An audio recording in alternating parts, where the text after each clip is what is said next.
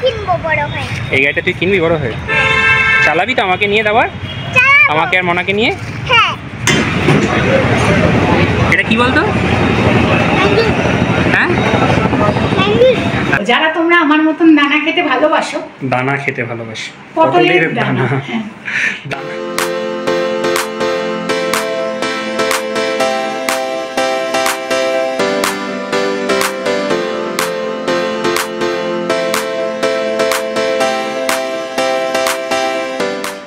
Cartoon দেখতে হবে না বলেছো? কেননা কালকে সারাদিন একটুও লেখেনি। এই বাচ্চাদের কি, তুমি তো আর ঘন্টার পর ঘন্টা বসে থেকে পড়াবে না।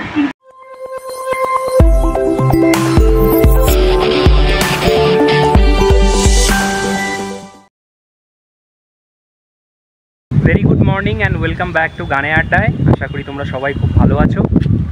যে ভয়টা থাকে গরমে পুনেতে বা মহারাষ্ট্র জুড়েই বলতে পারো, ফাইনালি সেটা স্টার্ট হয়ে গেছে। জলের সমস্যা 2-3 দিন হলো জলের সমস্যা শুরু হয়েছে।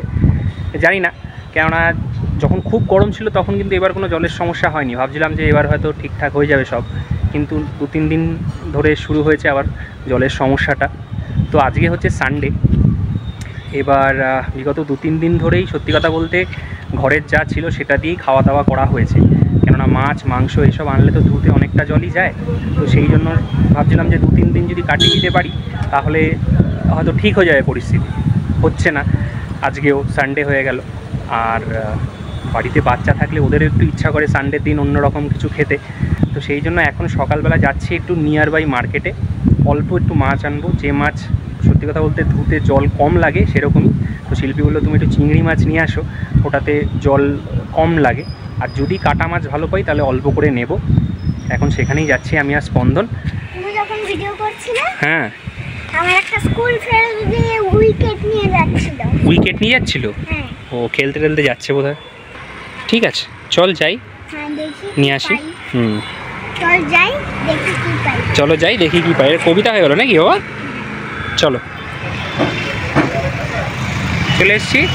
কি বলছিলিস বাবা? এটা রয়্যাল এনফিল্ড? হ্যাঁ, এটা হ্যাঁ হ্যাঁ এটাই আমি কিনবো বড় হয়ে। এই গাড়িটা তুই কিনবি বড় হয়ে? চালাবি তো আমাকে নিয়ে দাবার? আমাকে আর মনাকে নিয়ে? হ্যাঁ। আচ্ছা, পারবো তো? হ্যাঁ পারবি। কিন্তু এটা আমাকে ধরেই কিন্তু বসতে হবে, আমি কিন্তু পুশ করে চালিয়ে দেবো। আচ্ছা ঠিক আছে, চল যাই আমরা এখন দোকানে। হ্যাঁ, দেখি কি মাছ এসছে। দোকানে দেখি মাছ কি পাই। চলো। কিন্তু মাছ আনবো। আচ্ছা চলে আসো। এটা মরে গেছে মাছগুলো? মরে গেছে? হ্যাঁ, কি বলছিস? হ্যাঁ, কি বলছিস? আরে প্যাকেট প্যাকেট ওরাই দেবে। মাছ নেওয়া হয়ে গেল। আজকে দুটো দোকান থেকে আলাদা আলাদা করে নিলাম। মানে একটা দোকানে চিংড়ি ভালো ছিল আর একটা দোকানে কাতলা ভালো ছিল। যাই হোক, অল্প করেই নিলাম, বেশি দিন রেখে খাবো না। কারণ এই দোকানের মাছের যে কোয়ালিটি আমার খুব একটা ভালো লাগে না। হ্যাঁ, কাজ চালানোর জন্য ঠিক আছে। এবার আমি আর স্পন্দন একটু যাওয়ার আগে ব্রেকফাস্ট করবো আর শিল্পীর জন্য নিয়ে যাবো। কেননা সত্যি কথা বলতে বাড়িতে এখন ব্রেকফাস্ট করলেও যে বাসন বেরোবে সেটা ধোয়ার জন্য জলের একটা ভাবনা চিন্তা করতে হচ্ছে। তো শিল্পীকে বললাম আমি একটু ব্রেকফাস্ট নিয়ে আসছি, সেটা দিয়ে খেয়ে নিই। জল আস্তে আস্তে মোটামুটি সন্ধেবেলা, তো বুঝে চলতে হবে। মাঝে মাঝে ভাবি, যখন কলকাতায় থেকেছি ছোটোবেলা থেকেই জলের ব্যাপারটা নিয়ে তো কোনোদিনও কোনো সমস্যা হয়নি। বাইরে আসলে মানুষকে কত কী অভিজ্ঞতাই না সঞ্চয় করতে হয়। দেখা যাক, এখন যাচ্ছি এই সামনের দোকানে একটু হালকা করে ব্রেকফাস্ট করে নিয়ে শিল্পীটা নিয়ে তারপর বেরোবো। কেমন বাবা খেতে? ভালো? হ্যাঁ, গরম আছে? দেখি একবার। এটা কি বলতো? হ্যাঁ হ্যাঁ, আর এদিকে এটা স্যান্ডউইচ। তোর ফেভারিট? স্পন্দন কোথাও গেলে বড়া পাও ছাড়া কিছুই চায় না। আর এখানে নিয়েছি গরম গরম সিঙ্গাড়া, সামোসা। আজ স্পন্দন রিভিউ দিচ্ছে খেয়ে। মনার জন্য মেদু বড়া নিয়ে নেবো। হ্যাঁ, মনা মেদু বড়া ভালোবাসে। চটপট করে খেয়ে নাও, তারপর বাড়ি। মুখে কি লেগেছে দাঁড়া।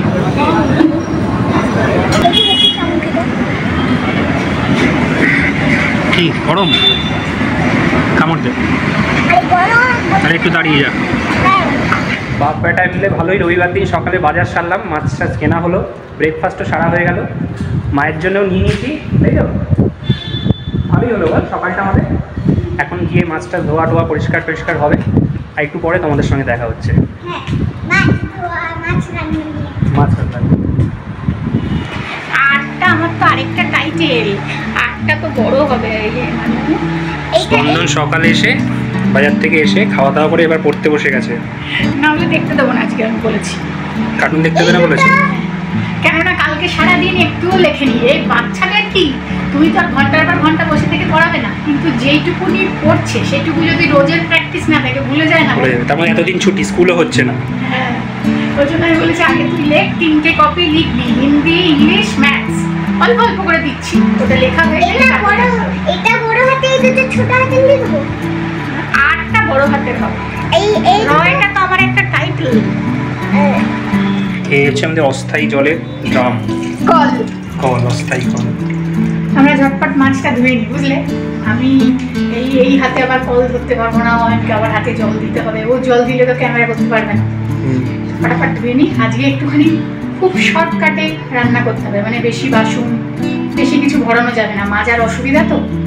তো বড় বড় পটল এনেছিল, আমরা তো পটলের দানা খেতে ভীষণ ভালোবাসি, তো পটলটা খাওয়া হয়ে গেছে, কিন্তু দানাগুলো বার করে রেখেছিলাম। প্রথম অয়ন খেত না, কিন্তু এখন অয়নও ভালোবাসি। ওটা দিয়ে না একটু তেল করে আলু দিয়ে সামনে একটু ভাজবো, ওটা দিয়ে অনেকটা ভাত খাওয়া হয়ে যায়। 2-3টে চিংড়ি মাছ কুচিও না হয় দিয়ে দেবো, ওটা দিয়ে হয়ে যাবে একটা আইটেম। আর ছটপট বানিয়ে নেবো দই চিংড়ি। চলো দেখে নাও কীভাবে বানাই। যদি কেউ এরকম থাকো যে ব্যস্ততার সময় বা আমাদের মতন পথ দিয়ে যখন যে ভুক্তভোগী হবে যে জল থাকবে না, কলকাতার মানুষের এই সমস্যা হওয়ার কথা নয়। একদমই। জল স্টোর করে রেখে ব্যবহার করা যে কত কষ্ট, সেটা যাদের উপর দিয়ে যায় তারাই। আমি সকালেই বলছিলাম ওখানে দোকানের সামনে দাঁড়িয়ে। তাই? হ্যাঁ, মানে এই অভিজ্ঞতা নতুন অভিজ্ঞতা, কোনোদিনও ছোটবেলা থেকে তো ফেস করিনি আমরা এরকম। না না, জল অপচয় করেছি, জল শর্ট কোনোদিনও হয়নি আমাদের। ঠিক আছে, চলো তাড়াতাড়ি করে বানিয়ে নেবো, এবং ওটাই আজকে আমাদের দুপুরের মেনু। তোমরা দেখতে থাকো। জীবাণু বের করার কাজ চলছে, তাই তো চলবি চিংড়ি থেকে? আমি অত কিছু জানি না গো, আমি শুধু জানি যে এরকম করে খেলে সত্যি অ্যালার্জির প্রবলেম খুব কম হয়। না, ঠিকই বলেছো, এটা কিন্তু আমি দেখেছি, মানে স্বাদের কিন্তু কোনো পরিবর্তন হয় না, একই না রকম থাকে। না, কিন্তু কাঁচা চিংড়ি মাছটা কড়াইতে তেলে নাড়লে তার হয়তো গন্ধটা একটু রান্নায় বেশি হবে, তবু এটা শরীরের পক্ষে অনেকটা ভালো। হয়ে গেছে, এটার মধ্যে কিন্তু নুন আর খাবার সোডা দেওয়া আছে। আমি এর আগেও অনেকবার যখন চিংড়ি রান্না করেছি বলেছি, তবে এমনও তো হয় যে হঠাৎ করে নতুন কেউ ভিডিওটা দেখছো, নতুন কোনো বন্ধু, হ্যাঁ নতুন কোনো বন্ধু হয়তো ভিডিওটা দেখছো, সেই জন্য বললাম নুন আর খাবার সোডা কিন্তু দেওয়া আছে। বেশ, ঠিক আছে। আজকে জানো তো আমি জামা কাপড় কম ধুতে পারবো বলে অ্যাপ্রনও করিনি। আবার এই মাছের টাছের এঁঠো হবে, সেটা ধোয়া জল লাগবে না, জামা কাপড়ে না তেল ছিটকে এসে লেগে যায়, কিন্তু আজকে ধোয়ার প্রবলেম। একটু ম্যারিনেট করে 15-20 মিনিট রাখবো, ততক্ষণে আমার ভাজাটা হয়ে যাবে। কি ভাজা হবে? ওই যে দানা। ও আচ্ছা, পটলের দানা। এই কটা চিংড়ি হচ্ছে গিয়ে দই চিংড়ির থেকে করবো, আর এই 3টে চিংড়ি সরিয়ে রাখলাম, এটা কুচিয়ে ওই দানা ভাজাটাই দিয়ে দেবো। যারা তোমরা আমার মতন দানা খেতে ভালোবাসো, দানা খেতে ভালোবাসি, পটলের দানা, দানা খেতে অনেকে দানা কিনে নিয়ে যায়, জানো শিমের বীজ টিজগুলো বিক্রি হয় না বাজারে, তাহলে কি মানুষের খায় বলে তো হয় না? না খায় তো, তুমি দানা দিয়ে আর অন্য মানেও বোঝায়, দানা খাইয়ে দেবো, দানা ওই সব। সেটাই। যাই হোক, পটলের দানা যারা খেতে ভালোবাসো, একবার যেভাবে আমি এই ভাজাটা ভাজবো, একবার না হয় মুখে বলে দেবো, আজকে তো দেখানো সম্ভব হবে না, করে দেখো। এটা খানিকটাই আমার মানির থেকে শেখা। তারপরে এই চিংড়ি মাছ বলো বা ঘরের এই যেমন আজকে একটু কাঁঠালের দানাও আছে, ওগুলো সব কিছু এটা যেমন নিজের মতন করে নিয়েছি। দানা ভাজাটা মানি খুব সুন্দর করে, এজন্য আমার খুব ভালোও লাগে খেতে। আমি শ্বশুরবাড়িতে এসেই প্রথম খেয়েছি। তো যাই হোক, 3টে ওর জন্য সরিয়ে রাখলাম। চলো চিংড়ি মাছটা, কি হয়েছে, হয়ে গেছে, চলে এসছে। কার্টুন দেখা তারা দিয়ে দিচ্ছি একটু টক দই। টক দইটা একটু বেশি পরিমাণে হলেই ভালো হয় মাছ তুলনায়। অল্প একটু সর্ষের তেল, খানিকটা চিড়ে রাখা কাঁচা লঙ্কা, লবণ মাছে যেহেতু দেওয়া ছিল অল্পই দিলাম। এবারে এটাকে মাখিয়ে 30 মিনিট মতো রেখে দেবো।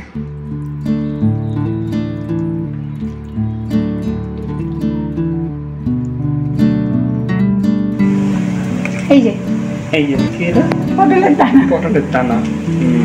এই পটলগুলো কাটলে পর এরকম ভাবে বার করে রেখে দিই। এই দিয়ে দেবে এবার আলুটা একটু লাল লাল করে ভেজে এবার দানাগুলো মেশাবো। সবসময় তো আর পাকা পটল পাওয়া সম্ভব হয় না, কাঁচা পাকা যা পাই ওরকম পটলের থেকে খুবলে খুবলে রেখে দিই। দানা ভাজা রেডি। এবার যে চিংড়ি মাছটা কুচিয়ে রেখেছিলাম সেটা দিয়ে দেবো।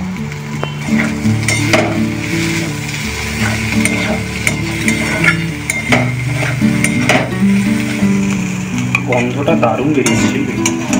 এতে কাসুরি মেথিও দেওয়া যায়, একটু হাতে ক্রাশ করে, ভালো লাগে। আমি আর দিলাম না, দেরি হয়ে যাচ্ছে দরকার। আজ আর কড়াই ধোয়ার জল নেই, একসাথেই করে একেবারে মাজবো।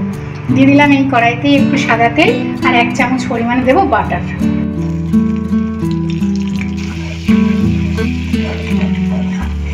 দুটো এলাচ, দুটো লবঙ্গ, একটু দারচিনি, 4টে চামচ দিয়ে দেবো ফোড়নে।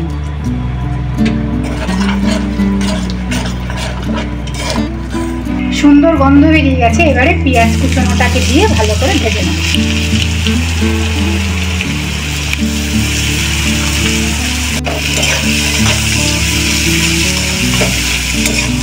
ওই সামরিচের জায়গায় কিন্তু গোলমরিচ দিলেও হবে। হ্যাঁ, সামরিচগুলো আমার মানে আর বেশি দিন নেই, প্যাকেটটা দেখলাম এক্সপায়ারি চলে এসছে।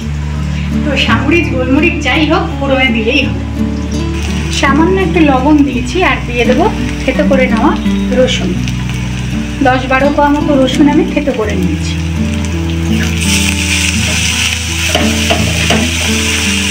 হলুদ লঙ্কা কিছুই কিন্তু দিইনি। এই ম্যারিনেট করে রাখা চিংড়িটা এবার দিয়ে দেবো, যেহেতু এখানে অনেকটা কাঁচা লঙ্কা দেওয়া আছে।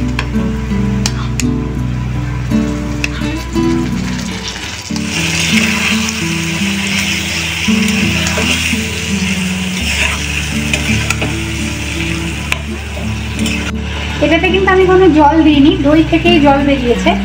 এবারে দিয়ে দেবো সামান্য একটু ব্যালেন্সের জন্য চিনি আর একটু ভাজা মশলা। ভালো করে নাড়িয়ে চাড়িয়ে চাপা দিয়ে দিয়ে এটাকে ভালো করে কষিয়ে নেব।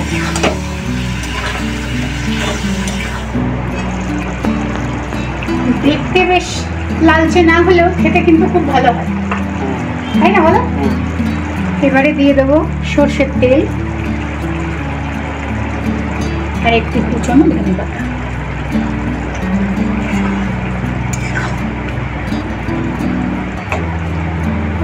এবারে তুলে নেব। হ্যাঁ, বেশি কিছু মশলারও ঝামেলা নেই, চিংড়ি মাছ বেশি ধোয়ারও সমস্যা নেই। ওই কারণেই তোমাকে বলেছি গিয়ে চিংড়ি নিয়ে আসো। আর শুক্রবার শনিবার 2 দিন আমরা নিরামিষ খেয়েছি। এবার স্পন্দন রোজ নিরামিষ খেতে পারে না গো, যা হয় আর কি। একটু রবিবারে তো আমাদেরও খেতে ইচ্ছা করতো না নিরামিষ। আমাদের রান্না কিন্তু প্রায় রেডি, চলো এবার বেরিয়ে।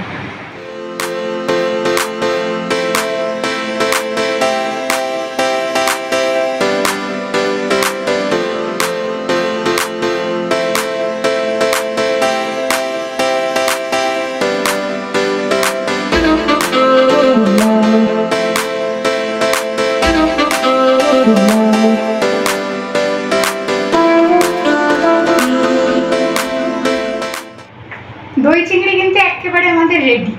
দেখো, দেখতে হয়তো অতটা লালচে রঙের হয়নি, কেননা হলুদ লঙ্কার গুঁড়ো কিছুই পড়েনি। খেতে কিন্তু খুব ভালো লাগে।